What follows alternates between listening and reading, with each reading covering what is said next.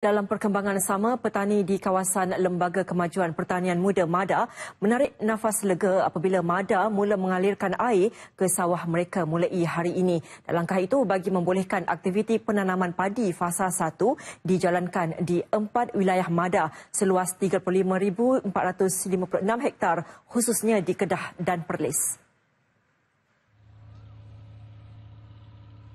Pada mulanya mereka agak gusar kerana Kedah kini mengalami musim kemarau melampau yang boleh menjejaskan aktiviti penanaman padi.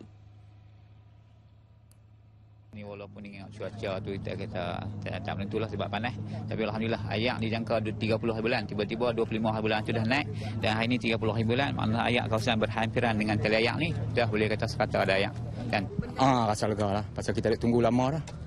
Yang tu lah pasal jadual pun dah ada dikeluarkan. Jadi ayak pun dah mula masuk. Jadi kita pun buatlah peringkat pembajakan ni. Kira-kira 16,724 pesawah terlibat dalam fasa 1. Sementara itu, Pengurus Besar MADA, Fauzi Ali berkata, bagi fasa 2, petani akan menerima air pada 9 April, manakala fasa 3, 19 April. Bermulanya pada 3 hari bulan ini, kalau kita dengar aktiviti sudah bermula, malah kata peladang-peladang di sini telah mula mengikut jadual.